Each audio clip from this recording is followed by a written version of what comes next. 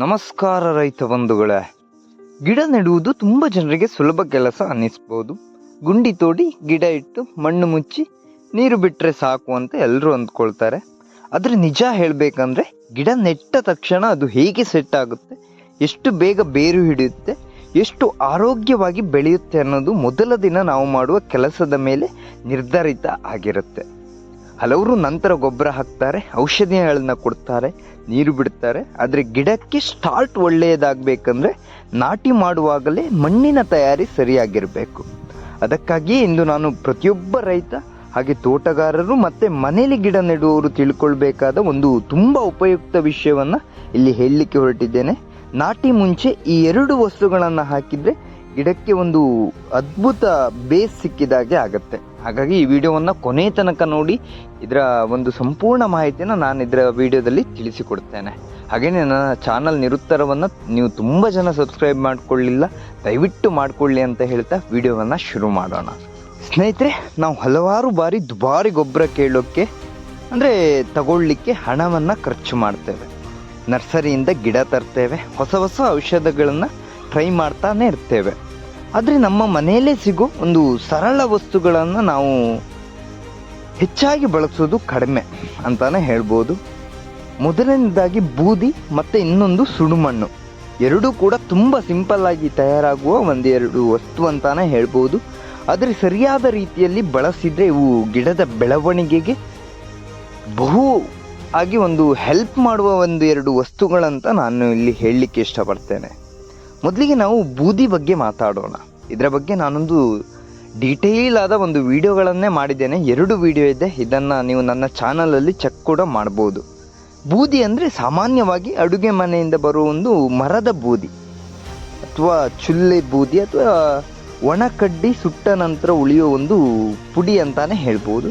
ಹಲವರು ಇದನ್ನು ಕಸ ಅಂತಾನೆ ಎಸೆದು ಬಿಡ್ತಾರೆ. ನಾನು ಎಷ್ಟೋ ಬಾರಿ ನೋಡಿದ್ದೇನೆ, ಕೆಲವರು ಹೀಗೆ ಕಸ ಅಂತ ಎಸೆದು ಬಿಟ್ಟುವವರ ಸಂಖ್ಯೆನೇ ಜಾಸ್ತಿ ಇದೆ. ಆದರೆ ನಿಜ ಹೇಳಬೇಕಂದ್ರೆ ಇದು ಮಣ್ಣಿಗೆ ಒಳ್ಳೆಯ ಸಹಜ ಪೋಷಕಾಂಶದ ಮೂಲ ಅಂತಾನೆ ಹೇಳ್ಬೋದು. ಇದರಲ್ಲಿ ಪೊಟ್ಯಾಷಿಯಂ ಇದೆ, ಕ್ಯಾಲ್ಶಿಯಂ ಇದೆ, ಹಾಗೆ ಅನೇಕ ರೀತಿಯ ಒಂದು ಪೌಷ್ಟಿಕಾಂಶಗಳು ಈ ಬೂದಿಯಲ್ಲಿ ಅಡಗಿದೆ. ಮುಖ್ಯವಾಗಿ ಹೇಳೋದಾದರೆ ಪೊಟ್ಯಾಷಿಯಂ ಅಂಶ ಇದರಲ್ಲಿ ಜಾಸ್ತಿಯಾಗಿರುತ್ತದೆ. ವಿಶೇಷವಾಗಿ ಇದು ಗಿಡದ ಬೇರುಗಳಿಗೆ ತುಂಬಾ ಸಹಾಯ ಮಾಡುತ್ತೆ. ಅದರ ಜೊತೆ ನಿಮ್ಮ ಗಿಡ ಒಂದು ದಷ್ಟಪುಷ್ಟವಾಗಿ ಬೆಳೆದು ಒಂದು ಫಲ ಕೊಡುವಲ್ಲಿ ಕೂಡ ಸಹಾಯ ಮಾಡುತ್ತೆ ಇದು. ಇನ್ನು ಹೊಸ ಗಿಡವನ್ನು ನೆಟ್ಟಾಗ ಇದೊಂದು ರೀತಿಯ ಶಾಕ್ನಲ್ಲಿರುತ್ತೆ ಗಿಡಗಳು.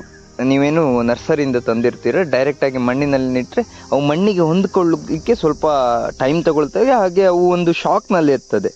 ಆ ಸಮಯದಲ್ಲಿ ಗಿಡಕ್ಕೆ ಬೇರು ಹರಡಿಕೊಳ್ಳಲಿಕ್ಕೆ ಒಳ್ಳೆಯ ವಾತಾವರಣ ಬೇಕು. ಮಣ್ಣು ತುಂಬ ಗಟ್ಟಿ ಇದ್ದರೆ ಅಥವಾ ಪೋಷಕಾಂಶ ಕಡಿಮೆ ಇದ್ದರೆ ಗಿಡ ಬೇಗ ಸೆಟ್ ಆಗಲ್ಲ. ಕೆಲವೊಮ್ಮೆ ಎಲೆಗಳು ಬಿದ್ದು ಹೋಗ್ತವೆ, ಹಳದಿ ಆಗ್ತವೆ, ಇಲ್ಲಾಂದರೆ ಬೆಳವಣಿಗೆ ಎನ್ನುವಂಥದ್ದು ನಿಲ್ತದೆ. ಇಲ್ಲಿಯೇ ಬೂದಿ ಎನ್ನುವಂಥದ್ದು ಕೆಲಸ ಮಾಡುವಂಥದ್ದು. ಬೂದಿ ಮಣ್ಣಿಗೆ ಬೆರೆಸಿದರೆ ಮಣ್ಣಿನ ಗುಣಮಟ್ಟ ಸುಧಾರಿಸುತ್ತೆ, ಅದರ ಜೊತೆ ಪೋಷಕಾಂಶಗಳು ಕೂಡ ಮಣ್ಣಿಗೆ ಸಿಗುತ್ತೆ. ಇನ್ನು ಮಣ್ಣು ಸ್ವಲ್ಪ ಸಡಿಲ ಕೂಡ ಆಗುತ್ತೆ. ಮೇಯ್ನಾಗಿ ಹೇಳುವುದಾದರೆ ಬೇರುಗಳಿಗೆ ಶಕ್ತಿ ಸಿಗುತ್ತೆ. ಇನ್ನೊಂದು ದೊಡ್ಡ ಲಾಭ ಏನಂದರೆ ಬೂದಿ ಕೆಲವು ಕೀಟ ಮತ್ತು ಫಂಗಸ್ ಸಮಸ್ಯೆಯನ್ನು ಕೂಡ ಕಡಿಮೆ ಆಗೋಕ್ಕೆ ಸಹಾಯ ಮಾಡುತ್ತೆ. ಹೊಸ ಗಿಡ ನೆಟ್ಟಾಗ ಕೆಲವೊಮ್ಮೆ ಮಣ್ಣಿನಲ್ಲಿರುವ ಸಣ್ಣ ಹುಳುಗಳು ಅಥವಾ ಫಂಗಸ್ಗಳೇನಿರ್ತವೆ ಅವು ಬೇರುಗಳಿಗೆ ತೊಂದರೆಯನ್ನು ಕೊಡ್ಬೋದು. ಬೂದಿ ಇದನ್ನು ಬಹುಮಟ್ಟಿಗೆ ನಿಯಂತ್ರಿಸೋಕೆ ಸಹಾಯ ಮಾಡುತ್ತೆ. ಆದರೆ ಇಲ್ಲಿ ಒಂದು ವಿಷಯವನ್ನು ಜಾಗ್ರತೆಯಿಂದ ಕೇಳಿರಿ. ಅದೇನೆಂದರೆ ಹಲವರು ಒಳ್ಳೆಯದು, ಈ ಬೂದಿ ಅನ್ನುವಂಥದ್ದು ಒಳ್ಳೆಯದು ಅಂತ ಬಹುವಾಗಿ ಉಪಯೋಗಿಸ್ತಾರೆ, ಅಂದರೆ ಜಾಸ್ತಿಯಾಗಿ ಹಾಕಿಬಿಡ್ತಾರೆ. ಅದು ತಪ್ಪು. ಯಾಕಂದರೆ ಬೂದಿ ಹೆಚ್ಚು ಆದರೆ ಮಣ್ಣಿನ pH ಲೆವೆಲ್ ಎನ್ನುವಂಥದ್ದು ಕೂಡ ಬದಲಾಗ್ಬೋದು, ಗಿಡಕ್ಕೆ ಉಲ್ಟಾ ಪರಿಣಾಮ ಕೂಡ ಕೊಡ್ಬೋದು. ಆದ್ದರಿಂದ ಸಣ್ಣ ಗಿಡಕ್ಕೆ 1 ಮುಷ್ಟಿ ಬೂದಿ ಹಾಕಿದರೆ ಸಾಕು, ಇನ್ನು ದೊಡ್ಡ ಗಿಡಕ್ಕೆ ಸ್ವಲ್ಪ ಹೆಚ್ಚು ಕೂಡ ಹಾಕ್ಬೋದು. ಆದರೆ ಯಾವಾಗಲೂ ಮಣ್ಣಿಗೆ ಮಿಕ್ಸ್ ಮಾಡಿ ಈ ಬೂದಿಯನ್ನು ಹಾಕಬೇಕು, ನೇರವಾಗಿ ಬೇರುಗಳಿಗೆ ಅಂಟು ಹಾಗೆ ಇದನ್ನು ಹಾಕಬೇಡಿ. ಇದಿಷ್ಟು ಬೂದಿಯ ಬಗ್ಗೆ. ಇನ್ನು 2ನೇ ಒಂದು ಅತಿ ಮುಖ್ಯ ವಸ್ತು ಅಂದರೆ ಸುಡುಮಣ್ಣು. ಇದರ ಬಗ್ಗೆ ನೀವು ತುಂಬ ಜನ ಕೇಳಿರ್ಬೋದು. ನಾನು ಇದರ ಕುರಿತಾದ ಒಂದು ಸಂಪೂರ್ಣ ವಿಡಿಯೋವನ್ನೇ ಮಾಡಿದ್ದೇನೆ, ನನ್ನ ಚಾನಲ್ನಲ್ಲಿ ನೀವು ಚೆಕ್ ಮಾಡ್ಬೋದು. ಹೇಗೆ ಬಳಸುವುದು, ಇದನ್ನು ಮಾಡೋ ವಿಧಾನದ ಕುರಿತಾದ ಒಂದು ಸಂಪೂರ್ಣ ವಿಡಿಯೋನೇ ಇದೆ. ಮೇಯ್ನಾಗಿ ನೋಡುವುದಾದರೆ ಇದು ತುಂಬ ಮುಖ್ಯವಾದದ್ದು, ಈ ಸುಡುಮಣ್ಣು ಎನ್ನುವಂಥದ್ದು. ನಮ್ಮಲ್ಲಿ ಹಲವರು ಗಿಡ ನೆಡುವಾಗ ಸಿಕ್ಕ ಮಣ್ಣೆ ಸಾಕು ಅಂತ ಅಂದ್ಕೊಳ್ತಾರೆ, ಅಂದರೆ ಏನು ಮಣ್ಣಿದೆ ಅದೇ ಸಾಕಂತ ಅಂದ್ಕೊಳ್ತಾರೆ. ಆದರೆ ಎಲ್ಲ ಮಣ್ಣು ಒಂದೇ ಥರ ಇರೋದಿಲ್ಲ. ಕೆಲವು ಜಾಗದ ಮಣ್ಣು ತುಂಬ ಗಟ್ಟಿ ಇರುತ್ತೆ, ಕೆಲವೆಡೆ ನೀರು ನಿಂತ್ಕೊಳ್ಳುತ್ತೆ. ಇಂಥ ಜಾಗದಲ್ಲಿ ಗಿಡ ನೆಟ್ಟರೆ ಏನಾಗುತ್ತೆ ಅಂದರೆ ಬೇರುಗಳಿಗೆ ಗಾಳಿ ಎನ್ನುವಂಥದ್ದು ಸಿಗೋದಿಲ್ಲ. ನೀರು ನಿಂತು ಕೊಳೆ ಬರೋ ಸಾಧ್ಯತೆ ಕೂಡ ಜಾಸ್ತಿ ಆಗಿರುತ್ತೆ. ಈ ಸುಡುಮಣ್ಣು ಅಥವಾ ಒಣಸಡಿಲು ಮಣ್ಣು ಅಂತ ಏನು ಹೇಳ್ತಾರೆ, ಇದನ್ನು ಹಾಕೋದ್ರಿಂದ ಮಣ್ಣಿನ ರಚನೆ ಎನ್ನುವಂಥದ್ದು ಸುಧಾರಿಸುತ್ತೆ. ಇದು ಗಿಡಕ್ಕೆ ಮೊದಲಿನಿಂದಲೇ ಕಂಫರ್ಟ್ ಎನ್ನುವಂಥದ್ದು ಕೊಡ್ತದೆ. ಹಾಗೆಯೇ ಬೇರು ಹರಡೋಕೆ ತುಂಬ ಒಳ್ಳೆಯ ರೀತಿಯಲ್ಲಿ ಸಹಾಯ ಮಾಡುತ್ತೆ. ಇನ್ನು ನೀರು ಸರಿಯಾಗಿ ಹಾಯ್ದು ಬೇರು ಕೊಳೆಯೋದಿಲ್ಲ. ಇದು ಬೇರಿನ ಹತ್ರ ನೀರು ಶೇಖರಣೆ ಮಾಡಲಿಕ್ಕೆ ಬಿಡೋದಿಲ್ಲ. ಜೊತೆಗೆ ಮಣ್ಣಿನ ತೇವಾಂಶವನ್ನು ಕೂಡ ಇದು ಬ್ಯಾಲೆನ್ಸ್ ಆಗಿಡಿಸುತ್ತೆ. ಹಾಗೆ ನೀವು ನರ್ಸರಿಯಿಂದ ಏನು ಗಿಡ ತಂದಾಗ ವಿಶೇಷವಾಗಿ ಈ ವಿಧಾನ ತುಂಬ ಒಳ್ಳೆಯದು. ಯಾಕಂದರೆ ನರ್ಸರಿಯ ಗಿಡಗಳು ಮೊದಲಿನ ಕೆಲವು ದಿನ ತುಂಬ ಸೆನ್ಸಿಟಿವ್ ಆಗಿರುತ್ತೆ. ಅಂದರೆ ಬೇರೆ ಜಾಗದಿಂದ ತಂದಿರುವುದರಿಂದ ಅವುಗಳ ವಾತಾವರಣ ಕೂಡ ಚೇಂಜ್ ಆಗಿರುತ್ತೆ, ಮಣ್ಣಿನ ಒಂದು ರಚನೆ ಕೂಡ ಚೇಂಜ್ ಆಗಿರುತ್ತೆ. ಆಗ ಬೇರುಗಳಿಗೆ ಒಳ್ಳೆಯ ವಾತಾವರಣ ಸಿಕ್ಕಿದರೆ ಗಿಡ ಬೇಗ ಹೊಸ ಮಣ್ಣಿಗೆ ಅಡ್ಜಸ್ಟ್ ಆಗುತ್ತೆ. ಈ ರೀತಿಯ ಒಂದು ಹೆಲ್ಪ್ ಮಾಡಲಿಕ್ಕೆ ಈ ಸುಡುಮಣ್ಣು ಎನ್ನುವಂಥದ್ದು ಸಹಾಯ ಮಾಡುತ್ತೆ. ಈ ನರ್ಸರಿಯಿಂದ ತಂದ ಗಿಡಗಳನ್ನು ನೆಟ್ಟಾಗ ನೀವು ಈ ಸುಡುಮಣ್ಣನ್ನು ಹಾಕಿನೇ ನಡಿ ಅಂತ ನಾನು ನಿಮಗೆ ಸಲಹೆ ಕೊಡ್ತೇನೆ.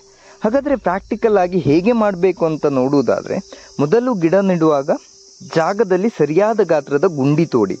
ಗುಂಡಿ ಅಂದರೆ ತುಂಬ ಚಿಕ್ಕದಿರಬಾರ್ದು, ದೊಡ್ಡದು ಕೂಡ ಇರಬಾರ್ದು. ಗಿಡವನ್ನು ನೆಡಲಿಕ್ಕೆ ಎಷ್ಟು ಗುಂಡಿ ಬೇಕು ಅಷ್ಟು ಒಂದು ಗುಂಡಿಯನ್ನು ತೆಗೆದು ಗುಂಡಿಯ ಕೆಳಭಾಗಕ್ಕೆ ಸ್ವಲ್ಪ ಸುಡುಮಣ್ಣು ಹಾಕಿ ಒಂದು ಸಾಫ್ಟ್ ಬೇಸ್ ಕೊಡುತ್ತೆ. ಇದರಿಂದ ಅದರ ಮೇಲೆ ಒಂದು ಮುಷ್ಟಿ ಬೂದಿಯನ್ನು ಹಾಕಿ ನಂತರ ಅದನ್ನು ಮಣ್ಣಿನ ಜೊತೆ ಚೆನ್ನಾಗಿ ಮಿಕ್ಸ್ ಮಾಡಿ, ಹೀಗೆ ಮಾಡಿದರೆ ಬೂದಿ ಒಂದೇ ಜಾಗದಲ್ಲಿ ಕಟ್ಟಿ ಬೇರು ಸುಡುವ ಸಮಸ್ಯೆ ಕೂಡ ಬರೋದಿಲ್ಲ. ಅದಾದಮೇಲೆ ಗಿಡವನ್ನು ನಿಧಾನವಾಗಿ ಇಡಿ, ಬೇರುಗಳಿಗೆ ಒತ್ತಡ ಬಾರದಂತೆ ನೋಡಿಕೊಳ್ಳಿ. ಸುತ್ತಮುತ್ತ ಮಣ್ಣನ್ನು ತುಂಬಿ ಸ್ವಲ್ಪ ಕೈಯಿಂದ ಒತ್ತಿ, ತುಂಬ ಗಟ್ಟಿ ಕೂಡ ಒತ್ತಬೇಡಿ, ಸ್ವಲ್ಪ ಒಂದು ಸಡಿಲವಾಗಿಯೇ ಮಣ್ಣು ಇರಬೇಕಾಗ್ತದೆ. ನಂತರ ನೀರು ಬಿಡಿ. ಮೊದಲು ನೀರು ತುಂಬ ಮುಖ್ಯ, ಯಾಕಂದರೆ ಅದು ಮಣ್ಣು ಮತ್ತು ಬೇರು ನಡುವೆ ಒಂದು ಸಂಪರ್ಕವನ್ನು ಕೊಡ್ತದೆ. ಈ ರೀತಿ ಮಾಡಿದರೆ ಗಿಡ ಬೇಗ ಸೆಟ್ ಆಗುತ್ತೆ. ಮೊದಲ ದಿನದ ಶಾಕ್ ಎನ್ನುವಂಥದ್ದು ಗಿಡಗಳಿಗೆ ಕಡಿಮೆ ಆಗುತ್ತೆ. ಎಲೆಗಳು ತಾಜಾ ಆಗಿಯೇ ಇರ್ತವೆ, ಬೇರು ಗಟ್ಟಿಯಾಗುತ್ತೆ. ಮುಂದೆ ಗಿಡ ಒಂದು ಒಳ್ಳೆಯ ರೀತಿಯಲ್ಲಿ ಬೆಳೀಲಿಕ್ಕೆ ಸಹಾಯ ಕೂಡ ಮಾಡ್ತದೆ. ಸ್ನೇಹಿತರೆ, ಕೃಷಿಯಲ್ಲಿ ಅಥವಾ ತೋಟಗಾರಿಕೆಯಲ್ಲಿ ಸಣ್ಣ ಸಣ್ಣ ಟ್ರಿಕ್ಸ್ ತುಂಬ ದೊಡ್ಡ ಫಲಿತಾಂಶವನ್ನು ಕೊಡ್ತದೆ. ಹಲವರು ದೊಡ್ಡ ಖರ್ಚನ್ನು ಮಾಡ್ತಾರೆ ಕೃಷಿಯಲ್ಲಿ, ಆದರೆ ಕೆಲವೊಮ್ಮೆ ಇಂಥ ಸಿಂಪಲ್ ಮನೆಮದ್ದುಗಳು ಅಂತ ಏನು ಹೇಳ್ತಾರೆ ಅದನ್ನು ಮಿಸ್ ಮಾಡ್ಕೊಳ್ತಾರೆ. ಆದ್ದರಿಂದಲೇ ಇನ್ಮೇಲೆ ನೀವು ಗಿಡವನ್ನು ನೆಡುವಾಗ ಈ ವಿಧಾನವನ್ನು ಫಾಲೋ ಮಾಡಿ. ಅದು ಅಡಿಕೆ ಆಗಿರ್ಬೋದು, ಬಾಳೆ ಆಗಲಿ, ಹೂ ಗಿಡ ಆಗಲಿ ಅಥವಾ ತರಕಾರಿ ಆಗಲಿ, ಯಾವುದೇ ಹಣ್ಣಿನ ಗಿಡ ಕೂಡ ಆಗಲಿ, ನಾಟಿ ಮುಂಚೆ ಬೂದಿ ಮತ್ತು ಸುಡುಮಣ್ಣು ಹಾಕೋದನ್ನು ಯಾವುದೇ ಕಾರಣಕ್ಕೂ ಮರಿಬೇಡಿ. ನೀವು ಈ ಟಿಪ್ಸ್ ಟ್ರೈ ಮಾಡಿದರೆ ಕಮೆಂಟ್ನಲ್ಲಿ ಹೇಗೆ ಇತ್ತಂತ ನಿಮ್ಮ ಅನುಭವಗಳನ್ನು ತಿಳಿಸಿ. ಇಂತಹ ನಿಜಕ್ಕೂ ಉಪಯುಕ್ತ ಕೃಷಿ ಮಾಹಿತಿಗಳಿಗಾಗಿ ನನ್ನ ವಿಡಿಯೋವನ್ನು ಲೈಕ್ ಮಾಡಿ, ಶೇರ್ ಮಾಡಿ. ಹಾಗೆ ನಿಮ್ಮ ಈ ಚಾನಲ್ ನಿರುತ್ತರವನ್ನು ಸಬ್ಸ್ಕ್ರೈಬ್ ಮಾಡಿಕೊಳ್ಳಿ. ಧನ್ಯವಾದಗಳು.